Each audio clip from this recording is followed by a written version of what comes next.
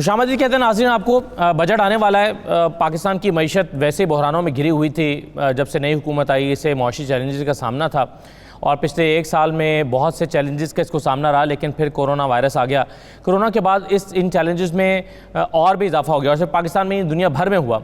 अब जब बजट आ रहा है तो बहुत सारे लोगों के जहनों में ये सवाल है कि कोरोना से मुतासरा जो मईशत है इसका बजट कैसा होगा, और पाकिस्तान की मईशत जो पहले ही प्रॉब्लम में थी कोरोना ने उसको किस हद तक मुतासर किया है, और जो टैक्स कलेक्शन का हदफ पूरा नहीं हो सका।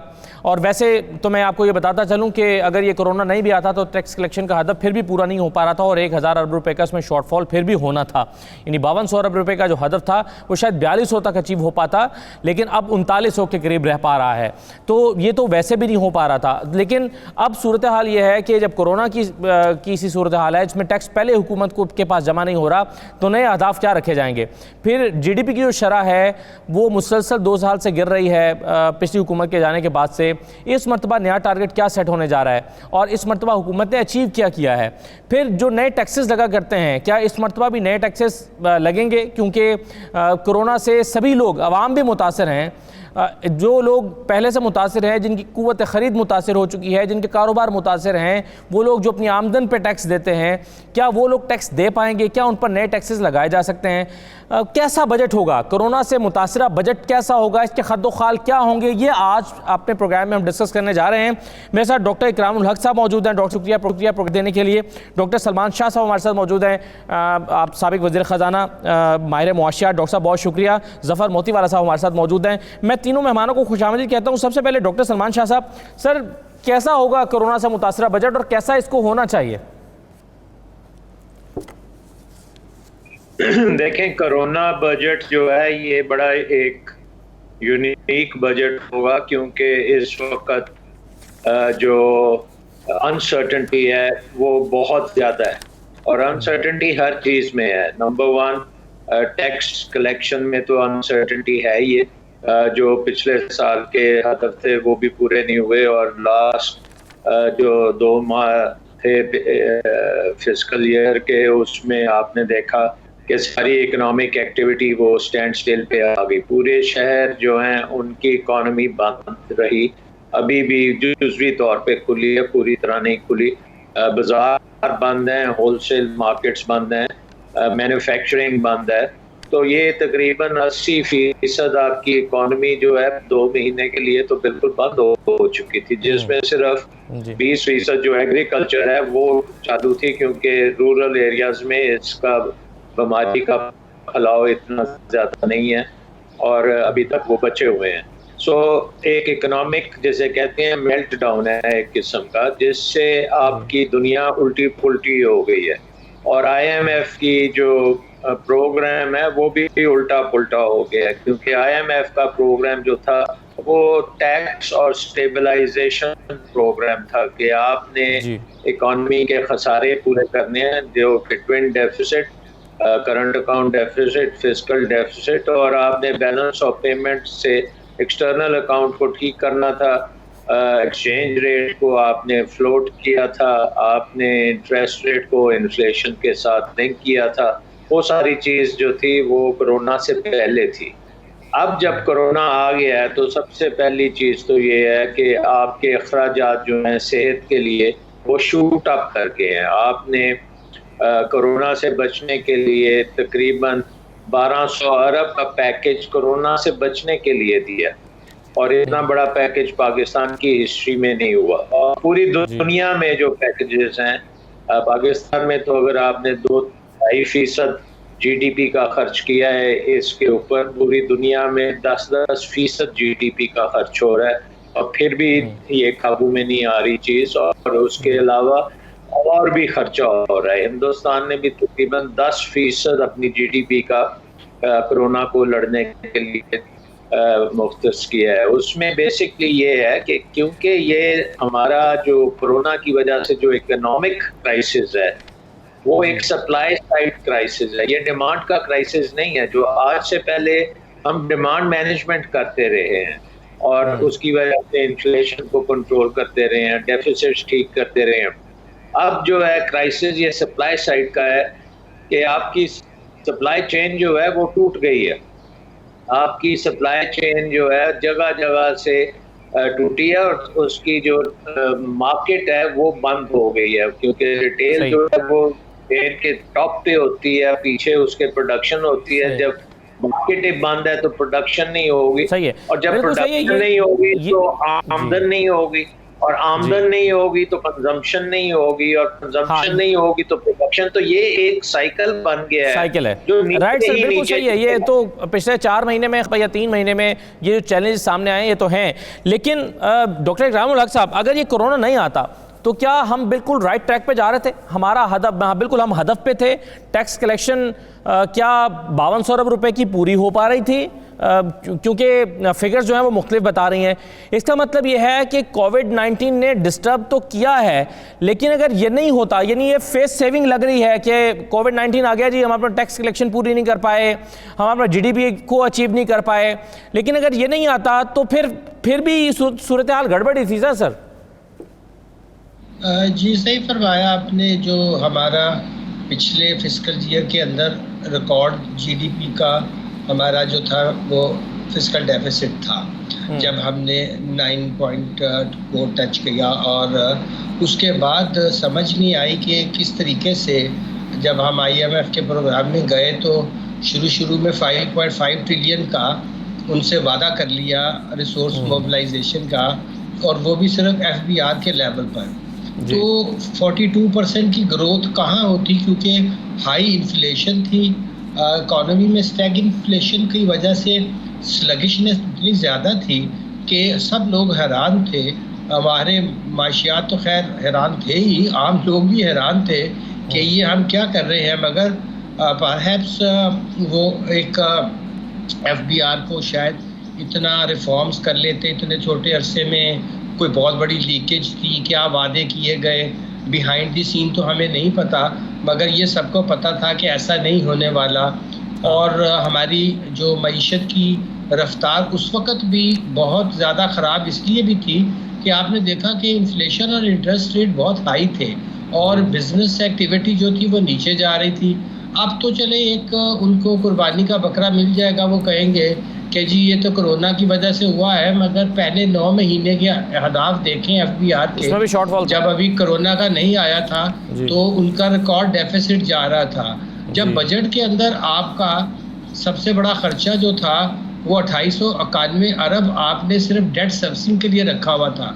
ये मैं वो बात कर रहा हूँ जब अभी ये प्री कोरोना सिचुएशन की बात कर रहा हूँ। अब उसके बाद आपको मज़ीद डेट लेना पड़ा, और ये अब अगर आपका एक हेड का ख़र्चा जो है वो कोई 3000 जो है अरब से ऊपर निकल जाए, और सूबों को देने के बाद वफाक के पास क्या बचेगा, तो एक सप्लाई शॉक जिसकी तरफ अभी इशारा हुआ डॉक्टर सलमान शाह साहब की तरफ से, वो तो एक नागहानी आफत है जो पूरी दुनिया पे टूटी है।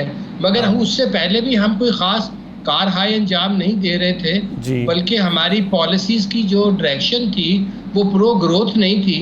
जैसा हम सब जानते हैं कि सारा जोर जो था ऑस्टेरिटी की तरफ था और फिस्कल डेफिसिट को कंट्रोल करने पे था, और उसकी कई वजूहात भी थी। ये नहीं कि वो बिल्कुल कोई बेमानी चीज़ थी, क्योंकि उससे पहले जो हुकूमत छोड़कर गई थी, जितना बड़ा वो करंट अकाउंट डेफिसिट छोड़कर गई थी, जितना बड़ा फिस्कल डेफिसिट छोड़कर गई थी, तो मईशत तो आईसीयू में थी। तो हम ये तो नहीं कर सकते थे कि 100 मीटर की रेस में हिस्सा लेने चल पड़ते, और ऊपर से ये हमारे ऊपर आफत आ गई। तो मेरा ख्याल ये है कि ये बजट जो है ये बहुत हमारे लिए एक बड़ा चैलेंज है, और इसको मीट करने के लिए बहुत आउट ऑफ बॉक्स किस्म की थिंकिंग बिल्कुल सही है सर। ये अगर आप इस पूरे जो हमारा फिस्कल ईयर था इसमें अगर हम देखें ज़फ़र मोदीवाला साहब, तो 3 महीने हमारे मुतासर हुए हैं कोरोना से। उससे पहले नॉर्मल चीज़ें चल रही थी, लेकिन हम अपने अहदाफ से पीछे थे। अब अगर आप ये तसव्वुर कर लें कि अगला जो 2021 का बजट होगा उसमें भी 3 महीने, क्योंकि अभी ये कंटिन्यू तो कर रहा है कोरोना से, 3, 4, 5 महीने में भी 6 महीने ये कोरोना से मुतासर तो रहेगा हमारी इकॉनमी और टैक्सेस का निज़ाम। तो आप फिर पोटेंशियल क्या देखते हैं टैक्स कलेक्शन का अगले ईयर में? क्या हदफ रखा जा सकता है? क्योंकि अगर हमने 3900 अरब रुपये इकट्ठे किए हैं तो ऐसा लगता है कि शायद यही पोटेंशियल था। अगर कोरोना नहीं आता तो शायद 4200 तक इकट्ठा कर लेते, इससे ज़्यादा हम नहीं टैक्स कलेक्शन का हदफ रख सकते थे। आप क्या तवक्को रखते हैं कि अगले साल क्या हदफ होना चाहिए? देखिए, इससे पहले जो हदफ दिया गया था वो 5,550 अरब रुपए का पता नहीं कैसे फिगर आया। अगर कोई पुराना टाइम होता तो मैं ये कहता कि एक सिगरेट आती थी, उसके पैकेट पर लिखा होगा और किसी ने ये फिगर दे दिया होगा कि सर इतने तो पैसे हम जमा कर लेंगे, आप फिक्र ना कीजिए। वो शाह साहब बैठे हुए हैं, तो उन्होंने कई जगह देखा है कि किस तरह मसाइल को कई जगह पर बातचीत कर रहे होते हैं, तो ऐसा लगता है बिल्कुल बेसिक नॉलेज भी उनके पास नहीं होती है। अच्छा, अब हम जाएंगे पीछे, जैसे डॉक्टर साहब यावर साहब ने भी जिक्र किया कि आप ये जो 27 दिसंबर को जो गोली लगी बेनजीर से, उधर से बात शुरू करें तो 12 साल से हमारा कौन सा काम ऐसा था जो हमको एक स्ट्रेंथनिंग इकोनॉमी या जो एक बहुत ही फॉरवर्ड लुकिंग कंट्री या एक फॉरवर्ड स्ट्रेंथ वाला यानी एशियन टाइगर जैसा कर देता। 6,000 अरब से जैसे ही बेनजीर की हुकूमत, बेनजीर का शहीद हुई और आसिफ जरदारी वाली पीपी आई तो 6,000 अरब से 16,000 अरब हुआ। फिर इसके बाद आपको पता है अपना नवाज शरीफ साहब ने भी इसको डबल ट्रिपल किया। फिर इसके बाद अब हुकूमत जो आई तो उसको कोरोना के बगैर ही एक डिजीज्ड इकोनॉमी मिली है।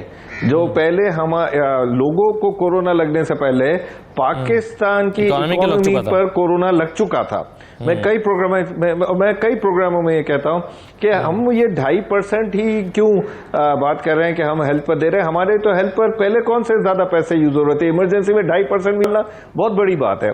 हमारी इकोनॉमी ये अफोर्ड ही नहीं कर सक रही। आप पहले, मैं बहुत सख्त बात कर रहा हूं लेकिन कब करनी शुरू होने पड़ेगी। ये मुल्क 22 करोड़ आदमियों को, लोगों को रिसोर्सेज नहीं है इस मुल्क के अंदर कि वो 22 करोड़ लोगों को हैंडल करे। अब 50 लाख बच्चा और आ रहा है। अनएम्प्लॉयमेंट आप देखो कहां जा रही है, 1.25 करोड़ से 1.5 करोड़, तो हुकूमत खुद बोल रही है कि 1.5 करोड़ अनएम्प्लॉयड होंगे। यहां फैक्ट्रियां बंद हैं, यहाँ पर बड़ी बड़ी इंडस्ट्रियलिस्ट को डंडे मारे जा रहे हैं। सिंध के अंदर हम लोग एज ए स्टॉक एक्सचेंज के लोग हैं तो हम फेडरल के अंदर आते हैं तो हमें ऑफिस खोलने में भी बड़ी मुश्किलात होती हैं।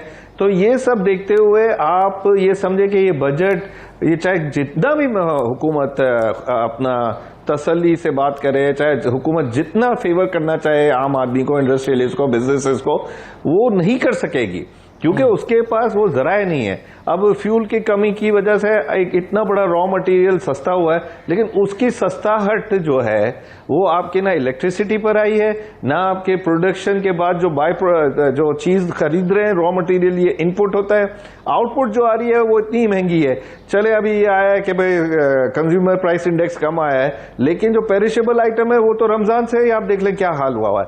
तो मेरे ख्याल में आप भूल जाएं कि कोई भी हदफ रखेंगे बजट के अंदर कि वो ये कलेक्ट कर लेंगे, वो नहीं कर सकेंगे क्योंकि दुनिया अभी जो है, जो कंज्यूमर है, जो टैक्स पेयर है दुनिया में, वो अब टैक्स देने को तैयार इसलिए नहीं है इस दुनिया पूरी में कि उसके ऊपर खुद बोझ आ चुका है। वो कमाएगा तो टैक्स देगा ना, वो कमा ही नहीं रहा। तो जब कमाएगा नहीं तो टैक्स नहीं देगा, तो यहां पर उसको अब अगर वो ये डराएंगे भी कि हम आपको जेल कर देंगे तो लोग जेलों में जाने को तैयार हो जाएंगे, इंडस्ट्रियलिस्ट और बड़े बिजनेसमैन, और जॉबों से लोगों को निकाल रहे हैं ऑलरेडी, लेकिन वो बजट का हदफ पूरा करने के लिए कोई अश्योरेंस नहीं देंगे। सही है, लेकिन सलमान शाह साहब एक मसला और है कि जैसे कि हम सब जानते हैं कि ये जो टैक्स कलेक्शन का हदफ है ये IMF की फरमाइश पर रखा गया, फिर हमने उनसे सिफारिश भी की, रिक्वेस्ट की कि आप इसको कम कर दें, उसको रिवाइज भी किया गया। तो ये शायद कोई अपने शौक से नहीं रखती कोई भी हुकूमत, लेकिन उसकी मजबूरी होती है। लेकिन साथ ही साथ इमरान खान साहब ने यह भी कहा कि इस कौम के अंदर ये पोटेंशियल है और इसको मैं 8,000 अरब तक ले जाऊंगा ग्रेजुअली, और इसी कौम से इकट्ठा किया जा सकता है। और इलेक्शन से पहले वो ये कहा करते थे कि इसी कौम से मैं आपको टैक्स इकट्ठा करके दिखाऊंगा, लेकिन प्रैक्टिकली ये हुआ है कि ये 3900 अरब रुपए है। अब 3900 अरब का मतलब है कि हम वहीं के वहीं खड़े हैं जहां पर हम पिछले सालों में खड़े थे। आपके ख्याल में आइंदा साल में या आइंदा बजट में इसको बढ़ाना प्रैक्टिकली मुमकिन है? इसको बढ़ा के टारगेट सेट किया जा सकता है 3900 से ज्यादा? देखिए, बात ये है कि ये आप बहुत ही एक मुश्किल सूरत हाल है, क्योंकि ये जो बजट पिछले साल का 3900 आप कह रहे हैं कलेक्ट हुआ है, तो अगले साल इससे ज्यादा कलेक्ट करना नामुमकिन बात है। उसकी वजह ये है कि पिछले साल तकरीबन 9 महीने तो इकॉनमी ठीक थी और 3 महीने जैसे आपने कहा खराब हुई है, और उसका चलें सब कुछ करके 4000 का भी टारगेट ले लें। अगर अगले साल हम 4000 भी करेंगे तो वो मेरे ख्याल में बहुत ही ऑप्टिमिस्टिक होगा। लेकिन अगर उसका इम्प्लीकेशन हम देखते हैं तो उसकी इम्प्लीकेशन ये है कि हमारा बजट दो टाइप का होता है, एक करंट बजट होता है, एक डेवलपमेंट का बजट होता है। तो मुझे लगता है कि करंट बजट तो उसी तरह चलेगा जैसे पहले है, और उसमें हो सकता है कि इजाफा भी हो, क्योंकि सारों के खांचे लगे होते हैं करंट बजट में, उनको तो इजाफा मिल जाता है। तो आके जो बोझ गिरेगा वो आपके डेवलपमेंट के बजट पे गिरेगा, और डेवलपमेंट बजट इस वक्त जो है हमें पता है कि कम से कम सारे सूबों का मिला ले तो तकरीबन 3 ट्रिलियन रुपीस के प्रोजेक्ट्स आधे मुकम्मल पड़े हुए हैं जिनको आपने मुकम्मल करना है। इसको हम थ्रो फॉरवर्ड कहते हैं। सो थ्रो फॉरवर्ड जो है प्रोजेक्ट्स का वो ट्रिलियंस में चले जाएगा। तो अब क्वेश्चन ये आएगा कि जब आपकी इकोनॉमी में 1.5 से 2 करोड़ जो लोग हैं वो बेरोजगार हैं, और आपका डेवलपमेंट प्रोग्राम जो है वो भी जीरो पे चले जाएगा, क्योंकि आपने टैक्स भी नहीं आप कलेक्ट कर सकते। IMF ने आपके ऊपर कर्जों का एक लिमिट लगाई हुई है, उससे आप आगे नहीं जा सकते। और ये जो एक किस्म के डेवलपमेंट प्रोग्राम्स जो हैं ये मुकम्मल भी नहीं हो पाएंगे, नए प्रोग्राम्स भी शुरू नहीं होंगे। तो वो जो डेली वेजर है जो 2 करोड़ इस वक्त बेरोजगार हो चुका है, वो कैसे आगे चलेगा? उसके लिए तो आपको बहुत बड़ा इंफ्रास्ट्रक्चर प्रोग्राम करना पड़ेगा, क्योंकि फैक्ट्रियां और सप्लाई चेन तो बंद पड़े हैं। उनको अगर उनकी डिमांड होगी चीज़ों की तो वो चलेंगे। और हम देख रहे हैं कि आगे तो रिसेशन में दुनिया जा रही है और बल्कि डिप्रेशन की बातें हो रही हैं। तो यहाँ पे इकोनॉमिक एक्टिविटी हुकूमत को इंफ्रास्ट्रक्चर स्पेंडिंग करके करनी पड़ेगी। अब वो इंफ्रास्ट्रक्चर स्पेंडिंग के लिए आपके पास पैसा जो है वो टैक्सों से नहीं आएगा, वो आना पड़ेगा कर्जों से।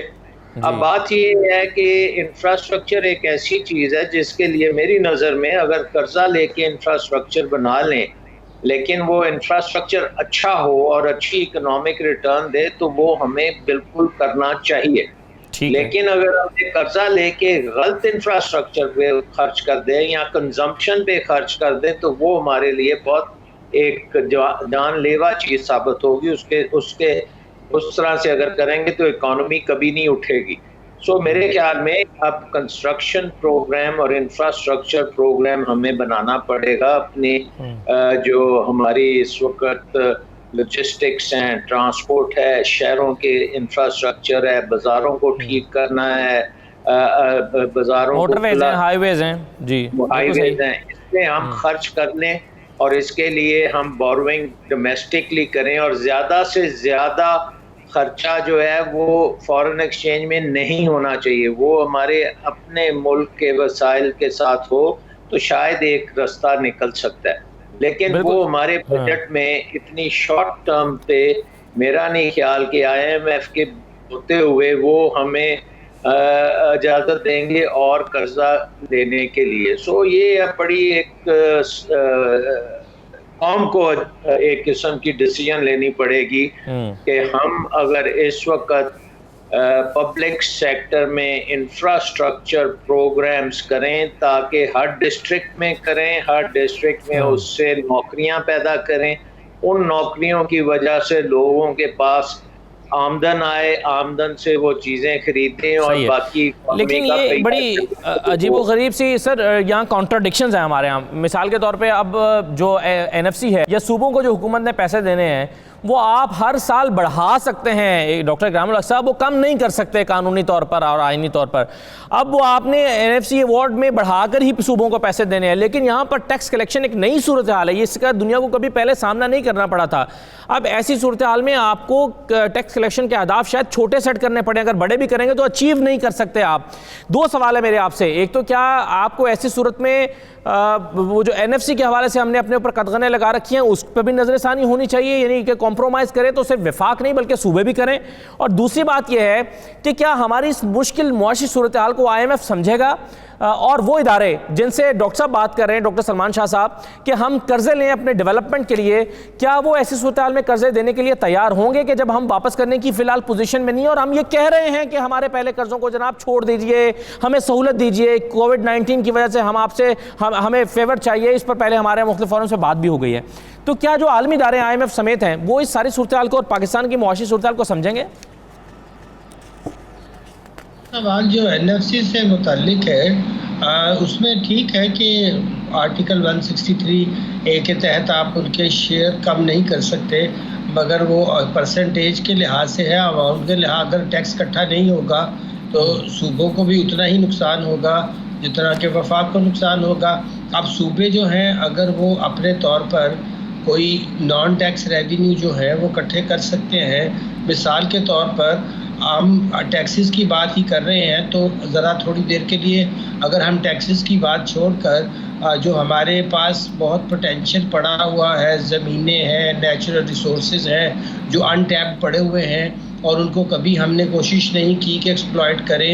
मिसाल के तौर पर जो सबसे हमारा बैकवर्ड सूबा समझा जाता है, सबसे बड़ा वहाँ की ब्लू इकॉनमी का क्या स्कोप है, वहाँ कितने मिनरल्स हैं और कितनी सरकारी ज़मीन हार्ट ऑफ द सिटी के अंदर GOR की शक्ल में पड़ी है, जिसको कि उनको लिए एक बेहतरीन रहायशी जो है वो आप मल्टी स्टोरीड बिल्डिंग बनाकर बेशक ऊपर सेक्रेटरी बहादुर के लिए आप पेंट हाउस बना दें और किराया जो है उसका वो कंपनी लेती रहेगी जो उनके लिए ये बनाएगी, मगर क्या अब ज़रूरी है कि वो 20-20 एकड़ों के घरों में रहें? एक रीथिंकिंग की ज़रूरत है मेरी नज़र में कि जो हमें ज़्यादा से ज़्यादा इंफ्रास्ट्रक्चर की तरफ अब और अपनी उन चीज़ों की तरफ जो हमने नहीं की, अगर हम उन एवेन्यूज़ को खोलेंगे, यानी कि अगर आप अपॉर्चुनिटीज़ पैदा करेंगे और अपॉर्चुनिटीज़ गवर्नमेंट को पैदा करनी होगी, प्राइवेट सेक्टर तो बेचारा वैसे मरा हुआ है, उसकी तो कारोबार बंद है और गवर्नमेंट जो वेस्टफुल एक्सपेंडिचर के अलावा ज़िंदगी में कोई काम नहीं किया। कि आप देखिए बड़े बड़े शहरों में देखें और या छोटे शहरों में देखें, अभी तक जो कॉलोनियल बहादुर बड़े बड़े घर छोड़ गए थे वो एकड़ों में पड़े हुए हैं और वो ज़मीन हार्ट ऑफ की सिटी के अंदर आकर कितने बिलियंस में बिक सकती है। मैं ही नहीं कह रहा आप उससे बेच दें, लीज आउट भी करते, तो जो सिटी डेवलपमेंट मॉडल थे जो इंटीग्रेटेड एम्प्लॉयमेंट के साथ, जिसके साथ अच्छी ट्रांसपोर्ट, ये मंसूबे सोचना, इन पे अमल दरामद करना, इसके लिए लोकल प्राइवेट को सेक्टर को अच्छा कम कीमत के ऊपर बैंकों से फाइनेंस लेकर देना, पब्लिक प्राइवेट पार्टनरशिप करना, तो अगर हमने आगे जाकर रिवाइव होना है और तो उससे पहले सर्वाइवल भी तो जरूरी है।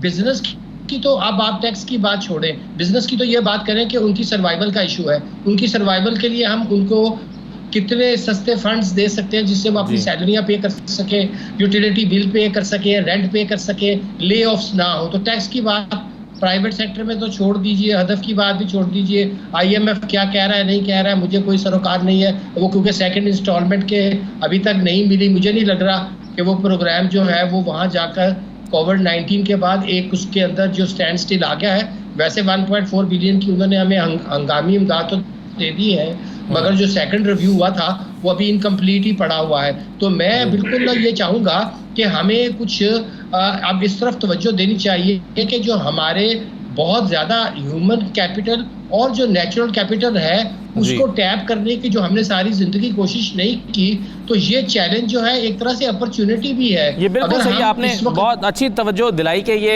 हुकूमत को ज़रा कुछ नए एवेन्यूज़ की तरफ सोचना चाहिए। लेकिन जो सवाल मैंने आपसे किया था कि अपन जिन इदारों की तरफ मज़ीद रिलीफ के लिए देख रहा है, IMF की तरफ या एशियन डेवलपमेंट बैंक की तरफ या वो इदारे जिनसे हम कर्जा लेते हैं, उनका रिस्पॉन्स इस सूरत हाल में क्या होगा?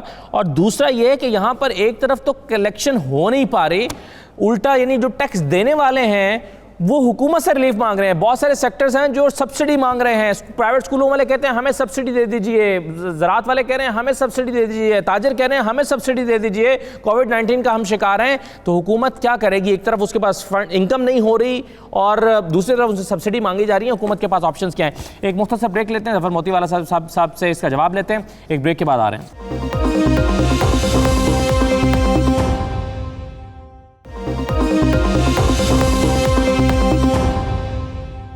दोबारा आपको खुशामदीद कहते हैं। मैं एक सवाल छोड़ गया था ज़फ़र मोतीवाला साहब के, हुकूमत से इस वक्त मांगने वाले ज़्यादा हैं। टीचर्स कह रहे हैं कि जो प्राइवेट स्कूल एसोसिएशन है वो कह रहे हैं हमें सब्सिडी दें।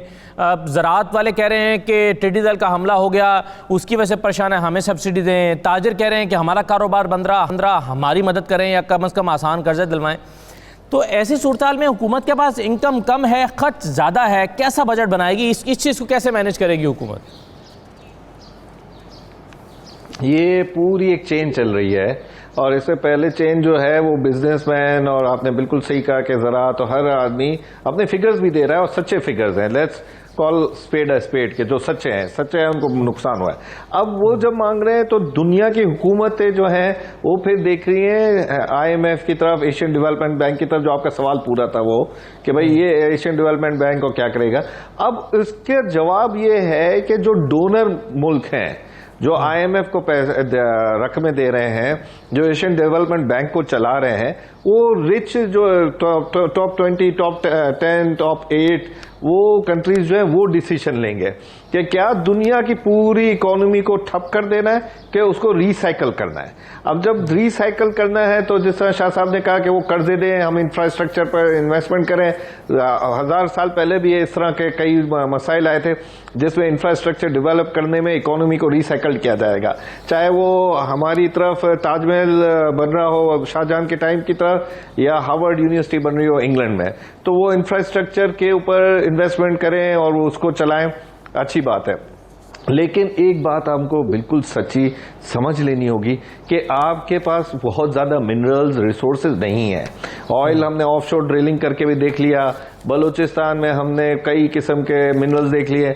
अभी तो इस कर्जों के ऊपर हमारे ऊपर जो डेथ का वो आएगा, जो डैमेज क्लेम आया रिकोडिक के ऊपर $5 बिलियन का, उसके ऊपर अभी तो हाथ पांव जोड़ने पड़ेंगे कि भाई ये हमारे को वाइप आउट करो, हमारी इकोनॉमी बहुत खराब है। लेकिन ये कि अभी तो जो डोनर मुल्क है, मेरे ख्याल में तो ये उम्मीद है और बड़े सर्कल्स में बात हो रही है कि डोनर मुल्क जो है, जो IMF और एशियन डेवलपमेंट को गो हेड करते हैं कि हाँ इस मुल्क को रकम दो, इस कंट्री को रकम दो, वो गो हेड करेंगे। क्योंकि उनको भी पता है कि अगर उन्होंने गो हेड नहीं किया तो पूरी इकोनॉमी अगर ठप होगी दुनिया में छोटे मुल्कों की, तो बड़े मुल्कों की भी इकोनॉमी आहिस्ता आहिस्ता श्रिंक होकर कम नीचे की तरफ जाएगी, जो वो अकेले अफोर्ड नहीं कर सकते। लेकिन जो रिच कंट्रीज़ हैं कोविड से ज़ाहिर है वो भी मुतासर हुए हैं, तो आपके ख्याल में ज़फ़र साहब वो उनके पास ये एक आर्ग्यूमेंट होगा कि जी हमारी अपनी इकोनॉमी 3%, 4%, 10% तक जो है वो श्रिंक हुई है या हम खुद डैमेजेस फेस कर रहे हैं, तो ऐसे में वो कंट्रीब्यूट कर पाएंगे या वो भी रीथिंक कर रहे होंगे उसको? नहीं, वो कंट्रीब्यूट इसलिए कर पाएंगे कि इकोनॉमी में जान दिलानी होगी इनको छोटे मुल्कों की। और देखिए एक बड़ी बात अच्छी हो गई है कि जो कोविड अफ्रीका को छोड़कर निकला है, साउथ अमेरिका को ब्राज़ील के अलावा छोड़ कर निकला है, पाकिस्तान में भी कहते हैं कि C ग्रेड का कोविड आया, तो ये लगता है कि कुछ ना कुछ इसका हल निकलेगा। चाहे वो करोड़ पेशेंट तक, मैं आपको प्रेडिक्ट कर रहा हूँ कि करोड़ पेशेंट होंगे, उसके बाद हल निकलेगा, अब आप समझ जाइए। और कम से कम 10 लाख मौतों के बाद हल निकलेगा। और जब ये दो फिगर्स आएंगी तो कोई ना कोई फार्मास्यूटिकल कोई ना कोई हल निकालेगी। जब हल निकलेगा तो इसके बाद ये जो डोनर कंट्रीज हैं, जो रिच कंट्रीज हैं, ये अपने 5-10% श्रिंक ऑफ इकोनॉमी को नहीं देखेंगे, ये देखेंगे कि 25%, 30%, 40% इकोनॉमी कौन कौन सी श्रिंक हुई है। तो उसमें अल्हम्दुलिल्लाह पाकिस्तान का नाम ऊपर होगा। चलें, अच्छा डॉक्टर सलमान शाह साहब, अब ज़रा थोड़ी सी GDP की बात कर लें। वैसे तो ये थोड़ी टेक्निकल डिस्कशन रहती है, आवाम को इतनी समझ नहीं आती, लेकिन मैं चाहूँगा कि सादा ज़बान में अगर समझा दें कि ये जो हमने 5.7 फिगर थी, फिर वो 4.7 हुई या 4.3 हुई, अब ये प्रेडिक्शन की जा रही है कि शायद ये 1.5 तक मज़ीद गिर सकती है। अगर ऐसा होता है तो ये शायद 1.2 तक या 2.2 तक या 2.3 तक या इस तरह से कुछ आ सकती है, खुदा ना खास्ता। तो आप मुझे ये बताइएगा कि इसका इम्पैक्ट ओवरऑल कितना होगा? वैसे तो ये जितने फिगर्स हमेशा से रहे हैं, इसको हर साल ही कोई ना कोई डाउट किया जाता है कि जी 5.7 भी 5.7 नहीं है बल्कि 4.2 है, ये 4.7 बल्कि 3.3 एक्चुअली है। तो ये तो हर साल हम एक कॉन्ट्राडिक्टरी फिगर्स देखते हैं कि जी ये इसको डाउट कर दिया जाता है। आपके ख्याल में ये कितना रहने जा रहा है इस साल में और अगला हदफ क्या होना चाहिए?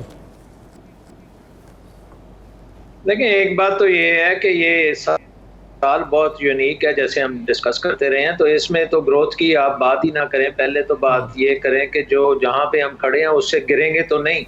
अभी तो हम जहाँ हम खड़े हैं उससे नीचे जा रहे हैं ना, तो उसको पहले आपने खड़ा करना है। जब तक ये फैक्ट्री और ये कारोबार शुरू नहीं होता और पूरी तरीके से शुरू नहीं होता, तो उस वक्त तक तो हमारी जीडीपी कम ही होगी ना, क्योंकि ये पैदावार है। जीडीपी का मतलब है कि आपके मुल्क में कितनी पैदावार है, और पैदावार अगर फैक्ट्रियां बंद होंगी और बाजार बंद होंगे और बाकी ट्रांसपोर्ट बंद होगी और आधी दुनिया की ट्रेड बंद होगी और हवाई जहाज भी नहीं उड़ रहे, तो ऑब्वियसली वो पैदावार तो जीरो हो गई ना, बहुत सी चीजें कम हो गई। सो अब वो 1% 2% की आप बात ना करें, बात आप सिर्फ ये करें कि क्या हम अपने 2-2.5 करोड़ के जो बेरोजगार हो गए हैं उनको मेंटेन कर पाएंगे या नहीं, उनकी नौकरियां महफूज होंगी कि नहीं, कर पाएंगे या नहीं सर, अलग कर पाएंगे या नहीं, सोचें।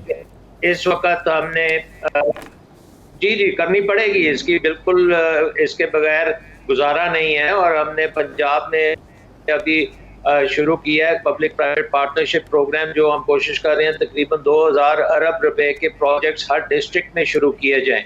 इसके साथ साथ हमने ये देखना है कि जो हमारे कर्जे बैरून मुल्क हमारे पे कर्जे चढ़े हैं, वहाँ हमें रीस्ट्रक्चरिंग के लिए पूरा प्रोग्राम बना के जाना पड़ेगा, क्योंकि 50-60 और ममालिक हमारी तरह के हैं जो अपने कर्जे वापस नहीं कर सकते। सो उसकी हमने रीस्ट्रक्चरिंग करनी है। उसके बाद हमने IMF, वर्ल्ड बैंक, इन अदारों से और कर्जे लेने हैं, क्योंकि हमारे कई प्रोग्राम्स ऐसे हैं जिनके लिए हमें उनकी सपोर्ट की ज़रूरत होगी। और उसके साथ साथ फिर हमारा अपना जो फाइनेंशियल सिस्टम है, हमारे जो बैंक्स हैं, वो बैंकों को आप SME फाइनेंस भी करनी पड़ेगी, बैंकों को हाउसिंग फाइनेंस भी करनी पड़ेगी, बैंकों को इंफ्रास्ट्रक्चर फाइनेंस भी करनी पड़ेगी, और स्टेट बैंक को इन तमाम बैंकिंग सेक्टर को गियर अप करना पड़ेगा कि ये मुल्क की इकोनॉमी को बचाएं और इसमें इन्वेस्टमेंट करें और इसमें रोजगार पैदा करें ताकि इकोनॉमिक पहिया चलता जाए। सो ये एक इतना मैसिव किस्म का काम आपको करना पड़ेगा, और ये पब्लिक सेक्टर, प्राइवेट सेक्टर, हर सेक्टर को मिलके ये करेंगे तो फिर इससे जान छूटेगी। अदरवाइज आपकी एक तरफ तो बीमारी तो है जिसकी हमें रोजाना जिसके स्टेटिस्टिक्स आ रहे हैं, लेकिन इकोनॉमी के जब स्टेटिस्टिक्स आएंगे, और जैसे आपने प्रोग्राम के शुरू में कहा, ये अगले 4-5 महीने में ठीक होने वाली चीज नहीं है, इसको खासा टाइम लगेगा। और आप देख सकते हैं कि जब एक सप्लाई लाइन खराब हो जाती है, डिफॉल्ट्स आने शुरू होते हैं। अब छोटे SMEs कुछ डेटा आ रहा है कि कई मिलियन के हिसाब से वो ख़त्म हो जाएंगे, क्योंकि उनको वो सरवाइव नहीं कर सकेंगे। उनको जो सपोर्ट चाहिए, जिस किस्म की बैंकों से सपोर्ट चाहिए, जिस किस्म की उनको डिमांड चाहिए, जिस किस्म की मार्केट चाहिए, वो क्योंकि नहीं होगी तो वो बंद होंगे। तो अगर वो बंद होते हैं तो बहुत करोड़ों लोग जो हैं वो बेरोजगार भी होते हैं। सो ये सारी चीज़ें जो हैं ये इतनी कॉम्प्लिकेटेड हैं कि इसको एज अ नेशनल एफर्ट करना पड़ेगा। मेरा ख्याल है इसमें किसी किस्म की सियासत की गुंजाइश नहीं है। इसमें एज अ नेशन हमें इकोनॉमिक एरियाज में मेजर प्रोग्राम्स करने पड़ेंगे। ये हमें अपने स्कूलों को भी बचाना है, अस्पतालों को भी बचाना है, लोगों की सेहतों को भी बचाना है, रोजगार भी पैदा करनी है, और इकोनॉमी की प्रोडक्टिविटी को बेहतर करना है। क्योंकि हमारा अगर एग्रीकल्चर है, इस वक्त दुनिया की जो पैदावारी कुव्वत है उसके 1/4 है यहाँ पे पाकिस्तान में, कि वो बिल्कुल हमारी प्रोडक्टिविटी बहुत ही कम है। अब वक्त आ गया है कि जो हमने 70 साल में चीज़ें नहीं की थी वो अब हम करें, रिफॉर्म्स करें, ताकि हम 1 एकड़ से जो पहले यील्ड लेते हैं अब उससे डबल और ट्रिपल यील्ड लेने का वक्त आया है। हमारे साइंसदानों को काम करना पड़ेगा, हमारे रिसर्चर्स को काम करना पड़ेगा। सो एज अ सोसाइटी हम अब इसको अगर पकड़ेंगे तो फिर ये काबू में आएगी और फिर हमारी इकोनॉमी भी सरवाइव करेगी। नहीं तो बीमारी भी आउट ऑफ कंट्रोल होगी और इकोनॉमी भी आउट ऑफ कंट्रोल होगी, और इससे बड़ा कोई डिजास्टर फिर हो नहीं सकता। बिल्कुल सही है। ये जिन चीज़ों की ज़रूरत पे आप जोर दे रहे हैं डॉक्टर इकराम उल हक साहब, उसमें मसला ये है कि अब जैसे प्राइम मिनिस्टर ने कोशिश की कि इसको लॉकडाउन को ज़्यादा अर्से तक ना रखा जाए, इंडस्ट्रीज़ को खोला जाए, कारखाने चलते रहें किसी तरह, लेकिन बहरहाल फिर भी उस पर इम्पैक्ट तो नेगेटिव इम्पैक्ट रहेगा, क्योंकि मार्केट में इंटरनेशनल मार्केट से जब डिमांड नहीं होगी, एक्सपोर्ट्स नहीं होंगी, एक्सपोर्ट्स के लिए आपको जो रॉ मटेरियल चाहिए वो इम्पोर्ट नहीं होगा, तो फ़र्क तो फिर भी पड़ेगा। ऐसे में कितने इम्कानात हैं कि आप नई जॉब्स पैदा कर सकें, और फिर ऐसे में जो चीज़ हमें सेव कर सकती है वो एग्रीकल्चर है, क्योंकि फूड आइटम्स की ज़रूरत शायद दुनिया भर को हर हालत में रहेगी, तो एग्रीकल्चर पर हमारी पूरी तरह से तवज्जो नहीं है। आपके ख्याल में ये कैसे मुमकिन है कि इन टारगेट्स को या इन चैलेंजेस को मीट करे गवर्नमेंट? जी, असल में जब मुश्किलात आती हैं तो फिर एक सोच का आगाज़ होता है कि हमने कई ऐसे काम जो हैं वो इस वजह से नहीं किए थे कि बाहर हमें आदत पड़ चुकी थी कि हम लोन्स ले लें, हमें ग्रांट मिल जाए, हमें एड मिल जाए। अब मैं ये समझता हूँ कि वक्त है कि हमारे यहाँ भी वसाइल की कमी नहीं है, और ये जो बार बार हम कहते हैं कि वसाइल नहीं है, मैं इसको नहीं मानता। हमने वसाइल का सही इस्तेमाल नहीं किया, उसके अंदर इंतज़ामी ढांचे की जो रिफॉर्म्स थी, इस्लाहात नहीं की, हमने एनर्जी सेक्टर में रिफॉर्म्स नहीं की, हमने टैक्स सेक्टर में रिफॉर्म्स नहीं की। अब हमें दुख हो रहा है कि काश अगर हमने वो कर ली होती तो इस वक्त हमारी इतनी बुरी हालत ना होती।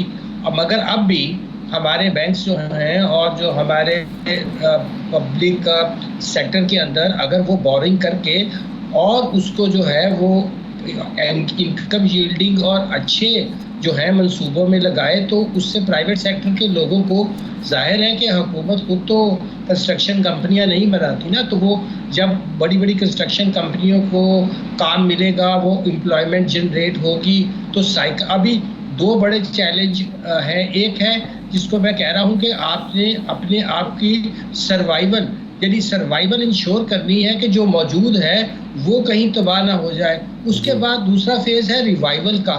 इन दोनों फेज़ के अंदर हमें मायूसी मैं नहीं समझता कि एक चैलेंज तो बहुत बड़ा है, मगर अगर हम अपने सेल टैक्स के रेट को बिल्कुल आधा कर दें और हम अपने रिटेल सेक्टर को जो लार्जली नहीं है टैक्स नेट में, हम उनको ये कहें कि ठीक है आप 4% जो है वो तो पास ऑन कर सकते हैं ना आसानी के साथ, और वो कंज्यूमर बर्दाश्त भी कर लेगा, मगर वो अपनी सेलें तो सही दिखानी शुरू कर दे। अब आपके यहाँ अंडर इनवॉइस होकर आए, स्मगल्ड होकर आए, आपकी फैक्ट्री से अनटैक्स्ड होकर आए। इन सब बातों का ताल्लुक तो जाहिर है निज़ाम को ठीक करने के साथ है ना। जब हुकूमत आई थी तो हुकूमत ने ये कोशिश की, शहबाज ज़ैदी साहब को लेकर आए, एक संजीदा रिफॉर्म्स लाने का प्लान हुआ, नहीं कर पाई, हुकूमत से नहीं हो पाया। शायद की जरूरत है ना। अब 17% के साथ नहीं कर सकते थे, लोगों से CNIC मांगकर नहीं कर सकते थे।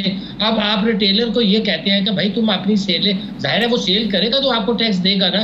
अब आप क्या चाह रहे हैं कि 17% भी कायम रहे और उसकी इंडस्ट्री भी चले और उसकी दुकान भी चले। मैं नहीं ये बात मान रहा। मेरा ख्याल है कि आपको सबसे पहले जो काम करना है, आपको बहुत ज़्यादा रिडक्शन, मैं बहुत ज़्यादा रिडक्शन की बात कर रहा हूँ। अगर आपका जैसे खुला था ईद के ऊपर जो भी सेलें हुई, अगर आप अभी भी 17% पे क्यों खड़े थे? आप कह सकते थे कि हम फौरी तौर पर, आप रोज़ नोटिफिकेशन करते हैं रेट्स को वेरिएशन करने के लिए, अगर आप उसको 3-4% पर लेकर आए, लोगों को इंसेंटिवाइज करें, तो लोग अपना पैसा भी निकालेंगे, लोग और इन्वेस्टमेंट भी करेंगे।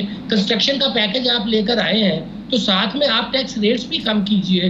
अब अगर आप मुझे बताइए कि कंस्ट्रक्शन खोलकर आप उसे कह रहे हैं कि सीमेंट और सरिया तुम अभी भी 17% पे लो, तो उसकी कॉस्ट ऑफ प्रोडक्शन जो है उसका वो फ्लैट बनाएगा, दुकान बनाएगा, घर बनाएगा, कौन खरीदेगा इस तरह महंगा? तो हुकूमत की अपनी पॉलिसीज जो अभी हम बात कर रहे थे कि इस वक्त आपको फिस्कल पॉलिसी को अपनी मॉनेटरी पॉलिसी के साथ सिंक करते हुए जहां रेट्स को कम करना है, ताकि कम से कम हम सतह पे, लोगों ने 0 कर दिया है अपना डिस्काउंट रेट, आप अभी भी 8 पे बैठे हैं। कौन सी पाकिस्तान में ऐसी खौफनाक जो है वो बात है जिसकी वजह से हम रिस्क नहीं ले रहे 5% का, ऐसे अगर में आप कब करेंगे। राइट, बिल्कुल सही है, उससे ये बहुत फायदा ही इंपॉर्टेंट होगा। चीज़ें आपने डिस्कस की हैं। लेकिन जब हम सर्वाइवल की बात कर रहे हैं जफर साहब, तो सब सर्वाइवल के लिए में फिर नई जॉब अपॉर्चुनिटीज़ पैदा करना, यानी पहला मरहला अगर सर्वाइवल है, तो आप इसमें क्या इम्कानात देखते हैं कि बहुत जल्द फिर हम इंडस्ट्री को उस लेवल पर ले जा सकते हैं कि नई जॉब्स निकलें, नए प्रोजेक्ट्स लॉन्च हों, ताकि वो ग्रोथ की तरफ भी लेकर जाएं? तो इसके इम्कानात कितने हैं? जो मैंने सवाल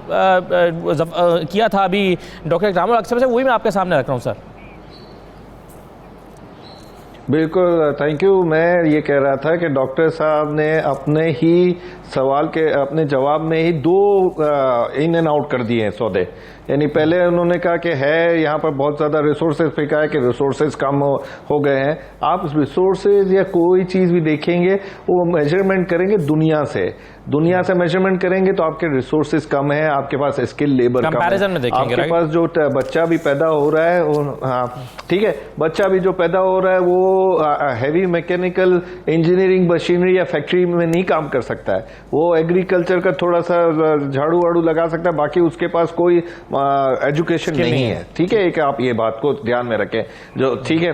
अब आप ये कह रहे हैं कि ये कितना टाइम में ये हो सकता है या सर्वाइवल का है। अब आप सही क्वेश्चन पर आए कि अब अभी सर्वाइवल का है, तो अभी है ना, हम जज्बातियत को कम रखें, आप रियलिटी चेक करें कि भाई रियलिटी ये है कि अगले 6 महीने या साल के लिए तो पाकिस्तान को पूरी दुनिया के सामने हाथ पांव जोड़ना पड़ेगा। देखिए एक बात सुनिए, ये छोटी छोटी जो खबरें आती है ना कि अचानक जर्मनी को फोन गया है, अचानक इस कंट्री को फोन गया है, ये फोन एक दूसरे से हेलो हाय करने के लिए नहीं जाते, ये फोन जाते ही हैं कि भाई हमारी इकोनॉमी जो है वो परेशान है, हमारा मुल्क परेशान है, आप कुछ हमें हेल्प करें। अब वो हेल्प आती है इमदाद से, कई आती है कि ऑल टुगेदर डोनेशन दे दिया जाता है। अब दुनिया वो भी नहीं करने को तैयार है कि डोनेशन टोटल दे दे, तो आप लोअर इंटरेस्ट रेट पर, जीरो इंटरेस्ट रेट पर अभी तो IMF से और कर्जे लेने पड़ेंगे सिर्फ इस सर्वाइवल टाइम को गुजारने के लिए। इंफ्रास्ट्रक्चर के बिल्ड के लिए जो आपने सब तगोदो हो रही है, नो डाउट अच्छी बात है, पेपर वर्क का भी हुआ है, उसके लिए अगर पहले तो ये देखना होगा कि अगर कोई बिल्डिंग बनाएगा, कोई कंस्ट्रक्शन में आएगा, उसको नफा क्या है। कोई बिजनेसमैन इन्वेस्टर, कोई इन्वेस्टर, कोई कंस्ट्रक्शन वाले, पूरे आबाद को मेरे दोस्त है, मेरे कजन है, उनको आप यहां बिठा लें, वो अभी भी कोई प्रोजेक्ट शुरू करते हुए डर रहे हैं।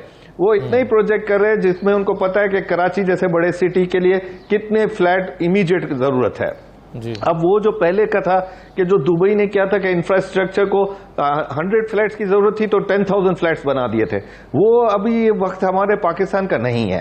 एक रियलिटी चेक करें। मैं हर एक को कहता हूं, हमारे जितने हैं कि सब मेरे से सीनियर हैं, कि वो प्लीज सब फिगर्स को रखें सामने और उसको रियलिटी के बेस पर वेटेज दें और फिर कोई डिसीजन करें। ये सब डिसीजन मेकर्स हैं, पॉलिसी मेकर्स हैं, तो ये जब डिसीजन करें कि भाई आज का आपका अगर एक टन निकल रहा है 1 एकड़ पर पाकिस्तान का, तो वो 4 टन 1 साल के अंदर नहीं निकाल सकता। वो आप मेहनत करके 1.25 टन कर लो, बड़ी बात है। इसी तरह अगर हम 2500 अरब रुपया भी जमा कर लें इस साल तो बड़ी बात है। इसी तरह डॉलर रुपये की पैरिटी यहीं स्टेबल रह जाए, जो पूरे दुनिया में सबसे वर्स्ट है, तो ये हमारा बड़ा अचीवमेंट होगा। इंटरेस्ट रेट हमने 2% और नीचे कर दिए तो भी बहुत बड़ा अचीवमेंट होगा। हमारा एक्सपोर्ट जो 21 बिलियन से गिरता गिरता अब अगर 12.5-13 बिलियन डॉलर भी एक्सपोर्ट हो जाए, बड़ी अचीवमेंट होगी। हमारा अगर ये है कि इलेक्ट्रिसिटी के ऑयल प्राइसेस कम से कम 2-2.5 साल मुझे लगता है और इंशाल्लाह रहेगा कि $50 भी टच नहीं करेगा, तो हमारे लिए अचीवमेंट करने के लिए चांस बनता है। तो रियलिटी चेक करके तमाम फिगर्स सर्वाइवल के लिए जाएं और ये प्रोग्रामों को करते रहना चाहिए ताकि डिबेट होती रहे। राइट सर, बिल्कुल सही है और इन्हें बिल्कुल दुरुस्त कहा कि प्रोग्राम्स होते रहने चाहिए और हम रोज़ाना ये प्रोग्राम करेंगे बजट तक, रोज़ाना मुख्तलिफ चीज़ों पर बात करेंगे। हम देखेंगे कि एग्रीकल्चर को क्या ज़रूरत है, हम बात करेंगे एनर्जी सेक्टर में क्या हो रहा है इस बजट में, हम बात करेंगे एक्सपोर्ट और इम्पोर्ट्स और एक्सपोर्ट के हवाले से क्या हो रहा है। तो हम डिफरेंट प्रोग्राम्स में इन तमाम मौज़ूआत को टच करेंगे रोज़ाना, क्योंकि बजट के हवाले से इन सब पर बात करना ज़रूरी है, क्योंकि ये बराह रास्त सब लोगों के साथ ये मामला जुड़ा हुआ है। तमाम मेहमानों का प्रोग्राम में शिरकत करने का बहुत शुक्रिया। कल मुलाकात होगी, इजाज़त दीजिए, अल्लाह हाफ़िज़।